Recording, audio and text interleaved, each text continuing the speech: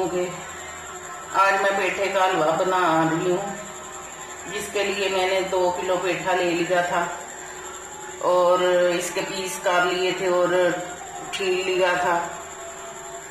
छील के तो अच्छे से धो लिए ये पीस सारे, और ये इस तरह कद्दूकस कर लिए सारा पेठा। अब मैं इसको ये दिखाने के लिए मैंने छोड़ दिए थे 2 पीस, कि आप लोगों को दिखा दूंगी कैसे इसको कद्दूकस करते हैं। इसी तरह ये मैं सारा कद्दू जो है कर लूंगी कद्दूकस। ये पेठे को मैंने कद्दूकस कर लिया और ये घी ले लिया है। ये मैं 1 चम्मच भर के डाल दूंगी, बड़ा चम्मच।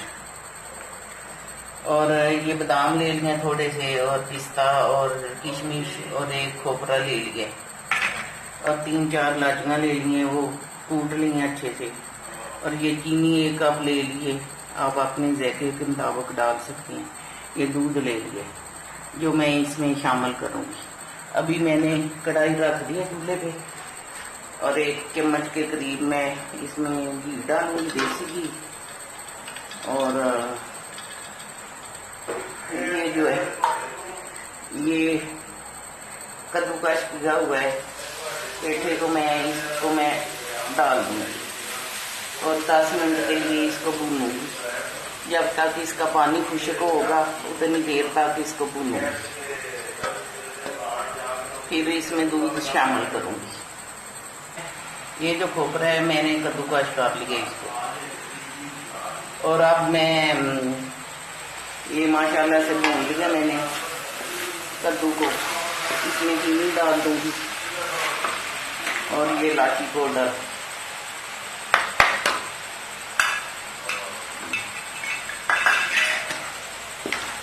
और ये जो 1 लीटर दूध है वो डाल दूंगी।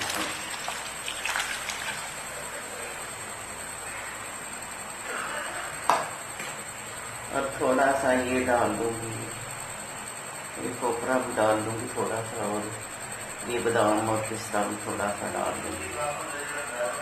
बाकी ये गार्निश के लिए डाल दूंगी। माशाल्लाह से ऐसे हो गया। अब जरा दूध खुश्क हो जाता है तो फिर देखते हैं। अभी देखिए कैसा हो गया है हलवा।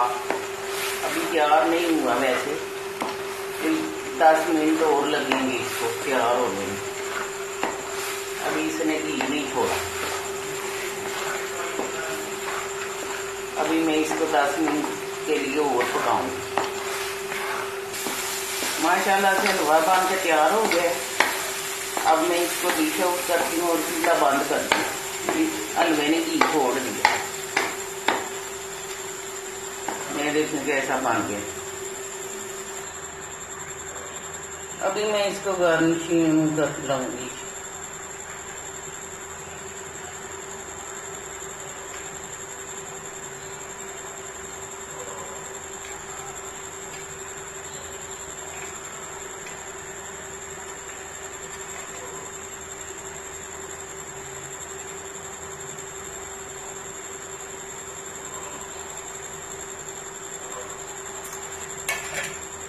ये कद्दू का हलवा माशाल्लाह से बन के तैयार हो गया।